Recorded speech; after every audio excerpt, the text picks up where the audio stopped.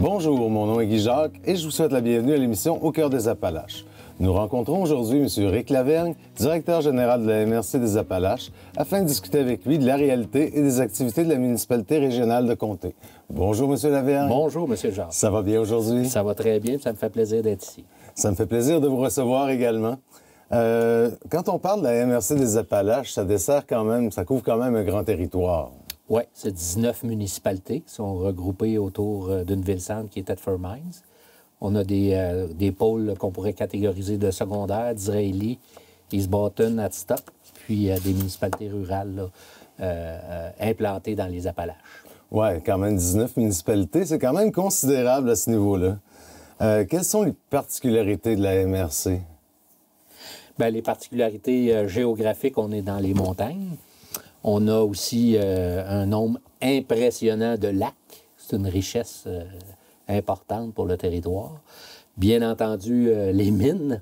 Notre naissance est en grande partie reliée à l'exploitation du minerai. Alors, on a les reliques de cette histoire-là, mais sûrement on va en discuter tantôt. Ça va peut-être représenter une avenue de développement pour notre territoire. Donc, des ressources qui sont généreuses. Là, on a beaucoup de forêts, de la sériculture. On est vraiment dominant au niveau de la sériculture, de l'agriculture, surtout dans la partie est de la MRC. Okay. Fait qu'on a une multitude de ressources et je pense que le potentiel est là. Parfait. Quel rôle joue la MRC dans tout ce territoire-là? La MRC, c'est une municipalité régionale. C'est comme une municipalité. Chaque municipalité est représentée par son maire au sein du conseil d'administration. En général, on a des responsabilités de 3 niveaux. Je vous dirais des responsabilités qui nous viennent des municipalités parce que la pression est de plus en plus forte sur les organisations municipales. Les responsabilités sont en croissance. Donc, il y a la possibilité de se regrouper pour se donner des services en commun. La MRC est souvent un bon réceptacle pour ça. Okay. On a des responsabilités qui nous sont confiées par le gouvernement parce que ça prend le relais là, de certaines orientations du gouvernement qui sont redéployées au sein des MRC. Et on a des compétences qui nous sont propres en matière d'aménagement du territoire, d'évaluation foncière, plusieurs responsabilités là, qui nous sont bien propres là, à cet égard-là. Quand on parlait de regroupement et de partage d'activités, finalement, je sais que ça s'est beaucoup retrouvé ça, dans le sud de la MRC des Appalaches, sur laquelle je me concentrais plus à l'époque, finalement des offres de services qui s'offraient à plusieurs villages. J'imagine c'est ça à quoi vous faisiez référence. En fait, oui. Les responsabilités envers les municipalités sont en croissance. Okay. Et c'est difficile, même utopique, de penser que toutes les municipalités vont être en mesure d'offrir tous les services eux-mêmes.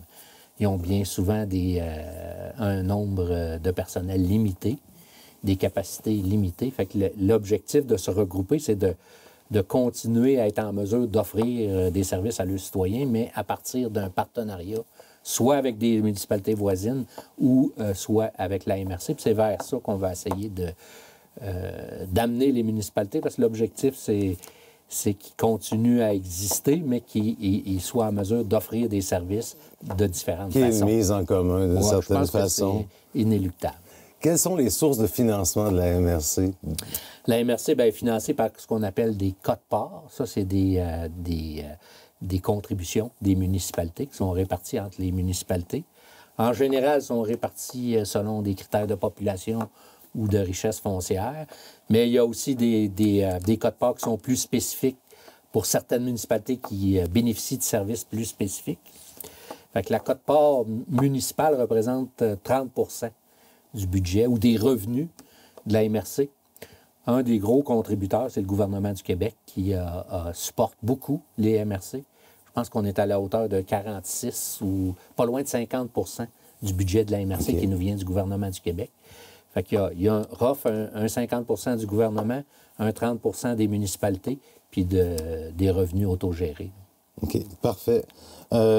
Pouvez-vous nous parler des divers comités qui sont gérés par la MRC des Appalaches? Bien, souvent, la responsabilité incombe toujours au conseil d'administration, qui est l'ensemble des maires.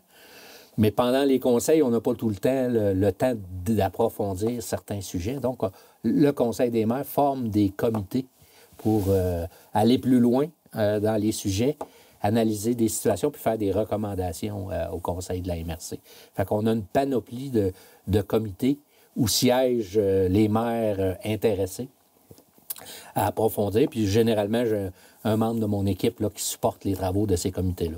Fait que c'est des comités en lien avec les responsabilités de la MRC. OK. Les principaux secteurs d'activité en général de la MRC. Aménagement, Oui, en justement, incendie. les principaux secteurs d'activité de la MRC, si on peut en parler, ce serait quoi exactement? En fait, la raison d'être d'une MRC au départ, parce que ça a été mis sur pied, la MRC, en 1982. OK. C'était de faire un schéma d'aménagement. À l'époque, il n'y avait pas de réglementation d'urbanisme, de ce qu'on appelle du zonage ou du lotissement. Il n'y en avait pas partout. OK.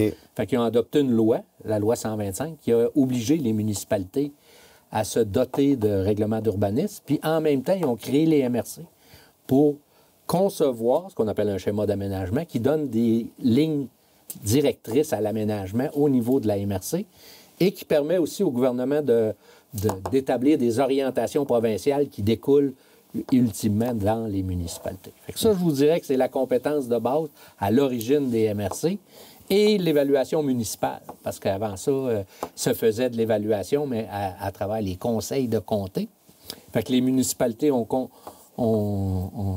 suivi les conseils de comté, puis ils sillonnent le territoire de la MRC pour évaluer la valeur des propriétés des gens pour que les municipalités puissent faire de la taxation. OK.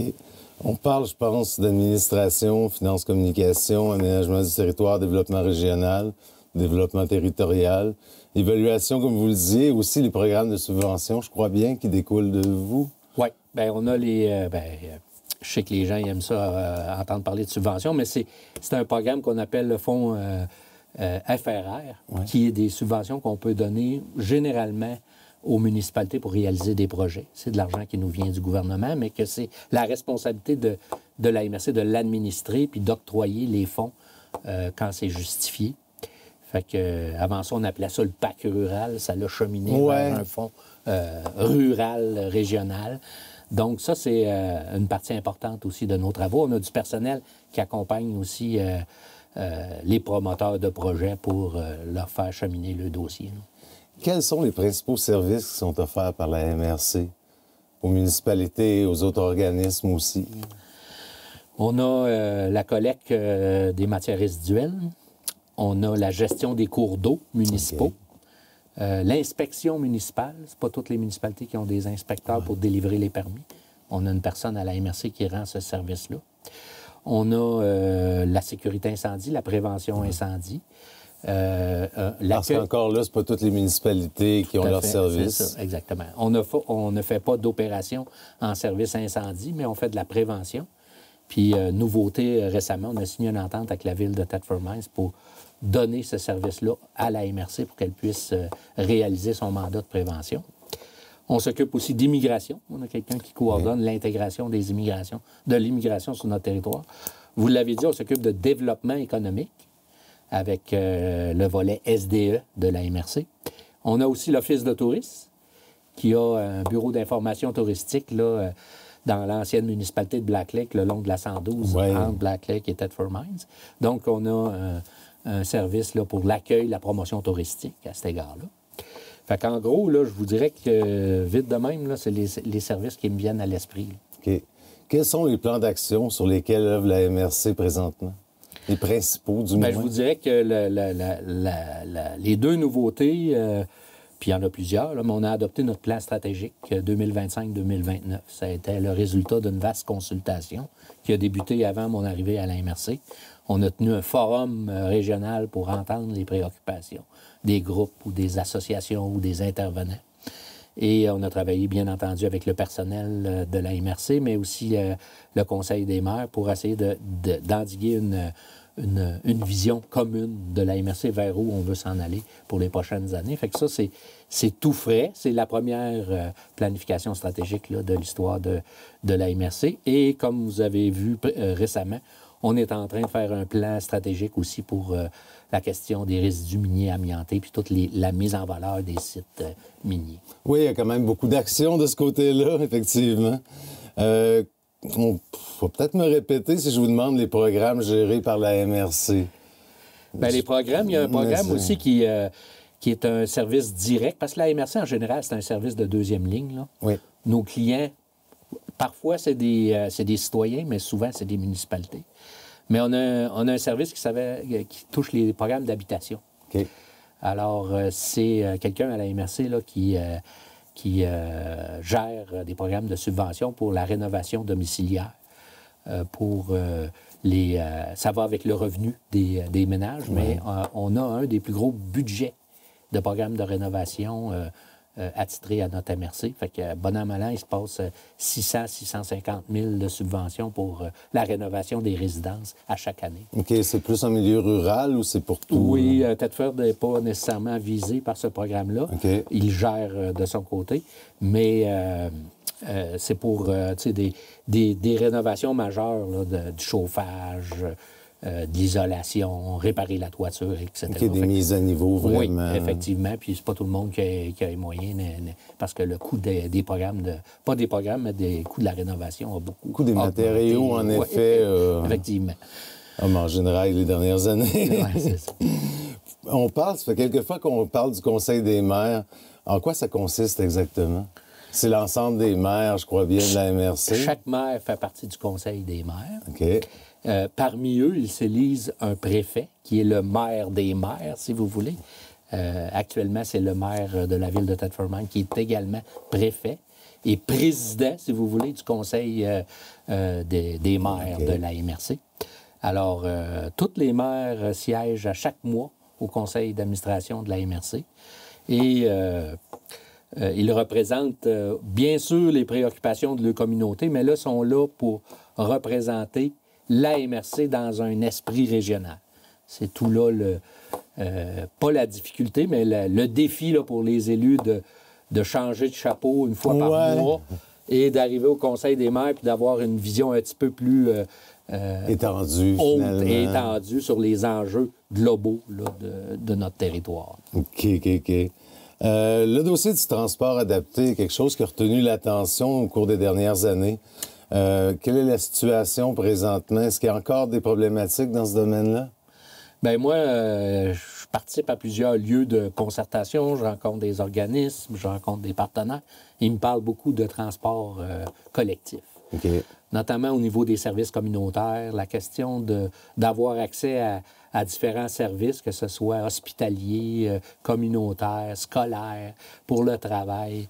On exprime un besoin là, pour les milieux plus éloignés d'avoir accès à ces services-là. Et fait on est en train d'évaluer la possibilité d'instaurer un service de transport. Bien entendu, ça ne sera jamais un service de transport qui va répondre à tous les besoins, mais de voir, dans le contexte de nos capacités financières, est-ce qu'on est capable de répondre à certains besoins en optimisant les déplacements qui se font déjà sur le territoire. On a du transport adapté, on va déjà dans plusieurs municipalités, je voudrais même la presque totalité. On est-tu capable d'offrir un service complémentaire tant qu'à y aller, autrement dit? Puis il y a d'autres services qui se déplacent sur le territoire. Comment on peut coordonner ça pour permettre à des gens qui voudraient se déplacer de pouvoir le faire? Parce qu'il faut comprendre que dans nos municipalités, il y a un certain vieillissement de la population aussi, prononcé. Et il n'y a rien de pire que l'isolement pour la qualité de vie. Fait que on n'a pas la prétention qu'on va tout régler, ces enjeux-là, mais on regarde si on peut apporter notre pierre là-dedans là, pour essayer d'accentuer un peu les déplacements sur le territoire. Puis en plus, il y a déjà un certain système de transport collectif sur le territoire de la ville qui s'appelle le taxibus. Oui, ici, oui, à toute faire. Oui. Exactement. Fait qu'on veut voir, on est-tu capable de s'entraider là-dedans, puis si une personne arrive de l'extérieur, es-tu capable aussi à l'intérieur de la ville de se déplacer? Bon, bien entendu, il ne faut pas surcharger les systèmes, là, mais c'est ça qu'on veut regarder, voir si c'est faisable.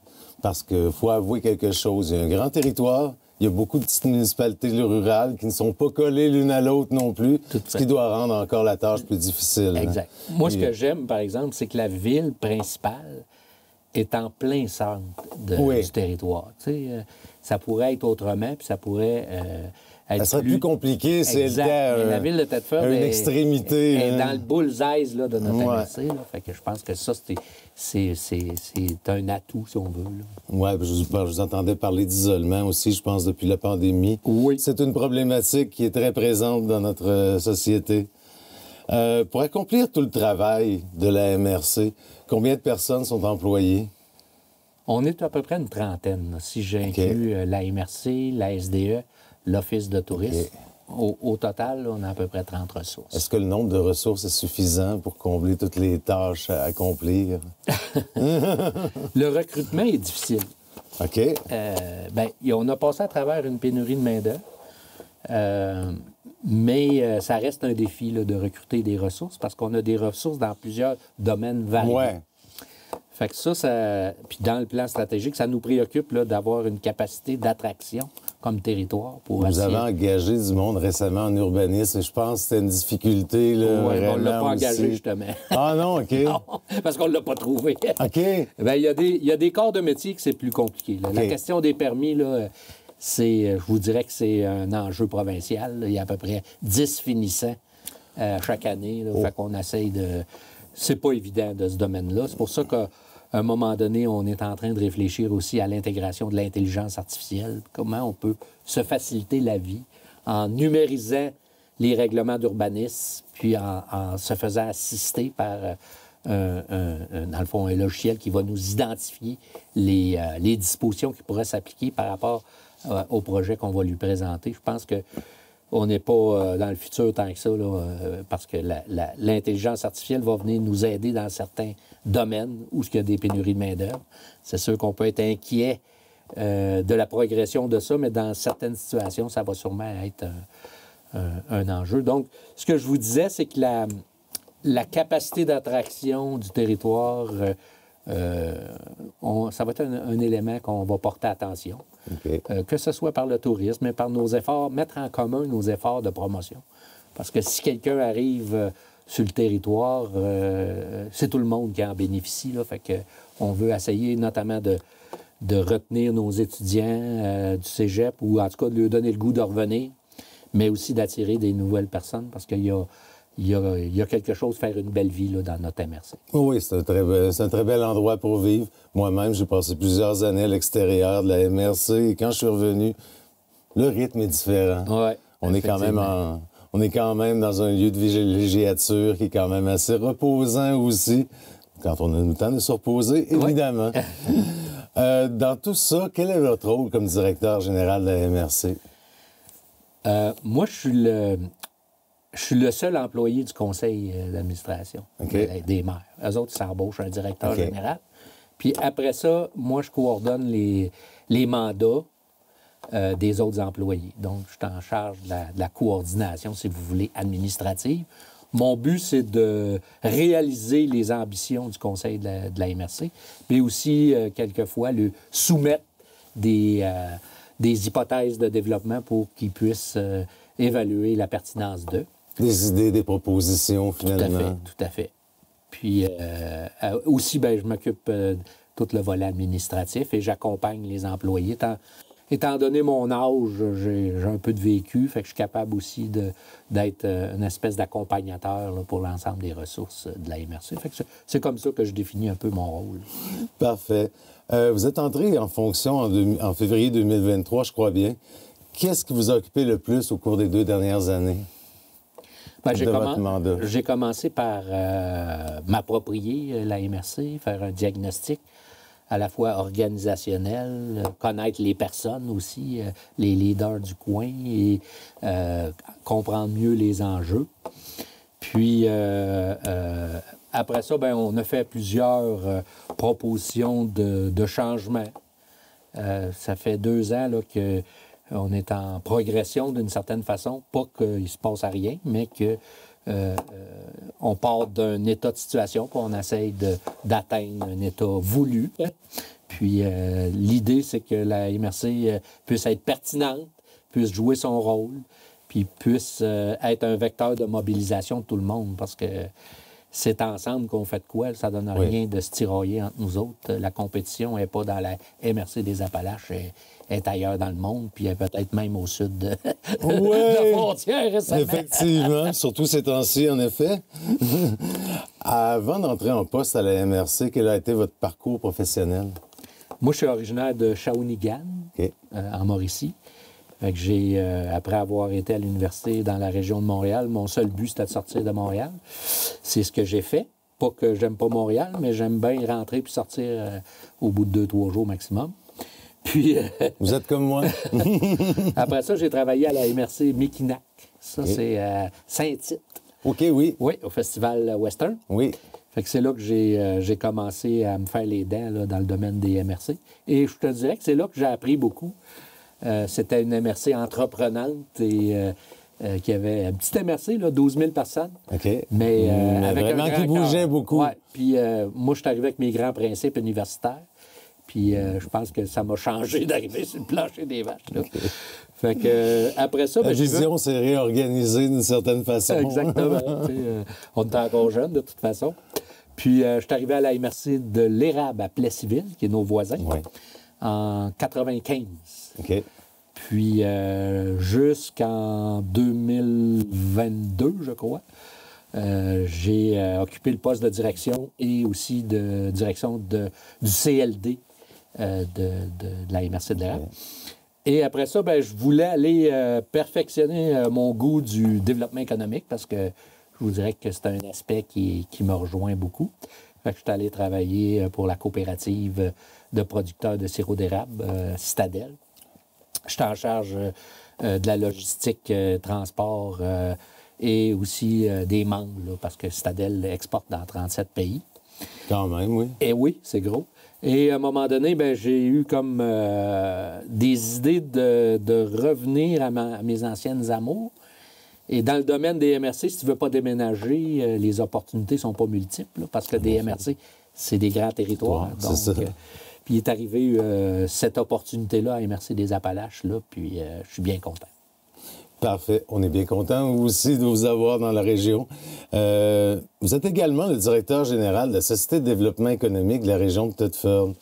Comment parvenez-vous à conjuguer ces deux fonctions, au fond? Bien, ce qui est important, c'est d'avoir une vision globale. Hein? Fait que, je dis souvent, tout est dans tout, là. Fait que le développement économique, le développement touristique, le développement social, l'aménagement du territoire, parce que ça va ensemble. Hein? L'aménagement du territoire, c'est comme si on mettait à la table, puis le développement, on amène le repas à la table. Fait que pour moi, ça fait tout son sens que ça soit tout imbriqué ensemble, parce que c'est tout complémentaire, interdépendant. Fait que moi, je ne vois pas ça comme un défi, je vois ça plutôt comme une opportunité d'avoir une capacité d'intervention qui est cohérente avec les autres thématiques régionales. Oui, ça fait un gros ensemble quand même, là, finalement. Ouais, effectivement. Mais effectivement, je suis d'accord avec vous que ça, de tout coordonner ça, finalement, ça permet vraiment une cohésion, finalement. Oui. Quels sont les avantages, donc, de diriger ces deux organismes? Bien, je vous dis qu'au niveau budgétaire, on a une vision globale. On essaie de ne pas répéter. Avant ça, on avait 2 organisations. Fait que là, on a une vision globale budgétairement parlant. Ça nous a permis d'optimiser les budgets. Mais surtout, je vous dirais, c'est d'optimiser la vision et la complémentarité. Là. Les fonds qui arrivent à MRC, de les mettre à disposition de la SDE, de prendre des enjeux de développement économique, de les apporter au Conseil des maires. Moi, je vois ça comme un avantage. Est-ce que ça a nécessité une certaine réorganisation, ça? Tant du côté de la SDE que de la MRC? Tout à fait. C'est toujours délicat. Là. Ce qu'on a fait, c'est qu'on a intégré les employés de la SDE au sein de la MRC.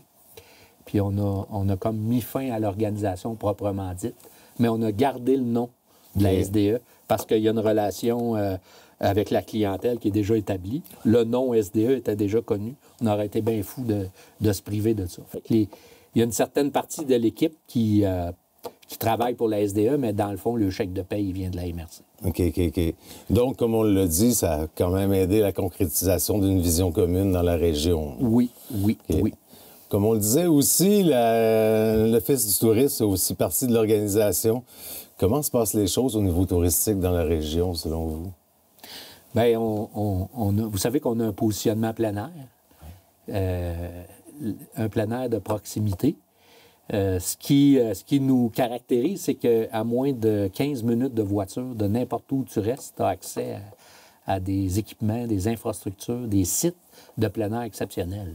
Puis ça, c'est un trait qu'on va essayer de mettre en valeur, là. Que ce soit le Mont Adstock, le Grand Monde, le Parc Frontenac, le Parc des Sommets, les sentiers de vélo. Vraiment, on est gâtés parce que la nature est généreuse avec nous, puis on veut la mettre à contribution. Fait que touristiquement, en plus, maintenant, on a le centre des congrès, on a l'hôtel du domaine, on a les lacs, qui sont des atouts majeurs. Je pense qu'on a beaucoup de cartes dans notre jeu. Et ce qu'on veut faire, c'est éventuellement exploser le rôle touristique en l'étendant à l'accueil et la promotion citoyenne. C'est-à-dire, accueillir un touriste, on n'est pas bien loin quand on va accueillir un citoyen, un nouvel arrivant dans notre MRC. Donc, on veut essayer d'élargir la perspective là, du développement touristique sur la notoriété de notre territoire puis l'attraction de notre territoire. Cette attraction-là, je crois, se fait remarquer surtout en été, je vous dirais. Oui, effectivement. Écoutez, moi, je viens d'Israélie. Puis d'Israélie, l'hiver et l'été, c'est deux choses différentes. Effectivement. L'hiver et l'été, il y a beaucoup plus de personnes qu'on voit de par les lacs autour. Puis même à Disraeli, il y a comme une sorte de renouveau là, avec la marina, avec le mini-golf, le quai dans le centre-ville, l'intermède du lac. Tu sais, puis tous les chalets, puis de plus en plus, les chalets sont en location de type Airbnb. Oui.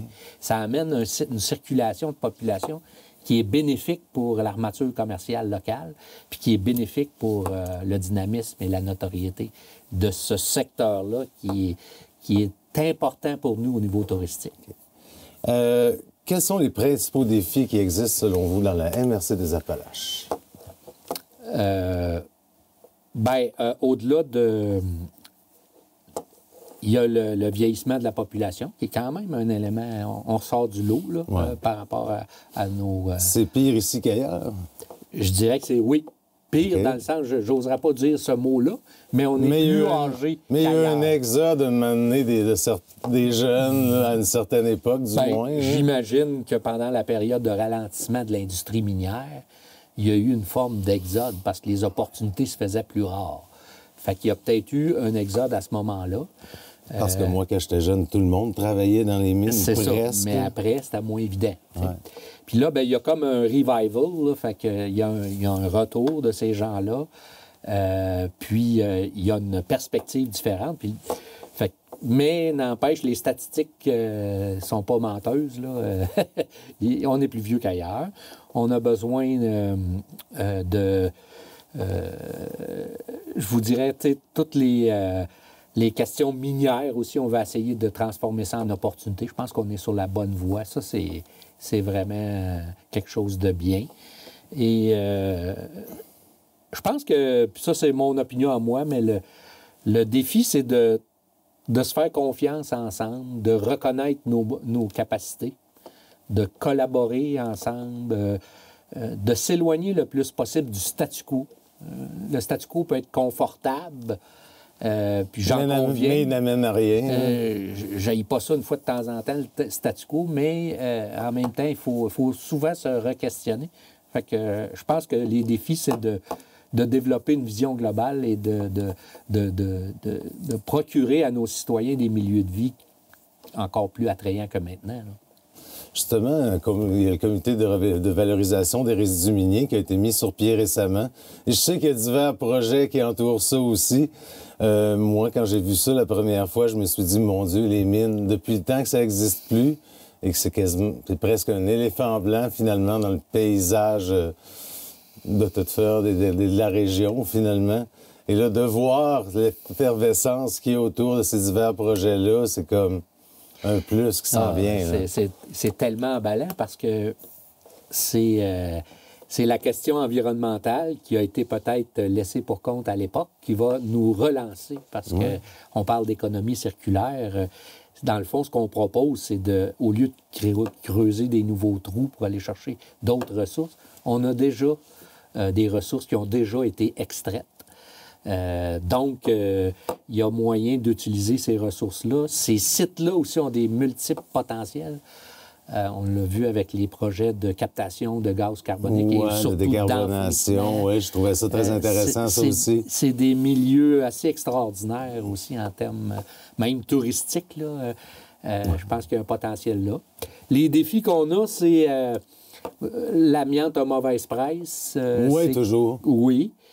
Comment arriver à manipuler les résidus en respect là, de la sécurité des gens et des normes gouvernementales.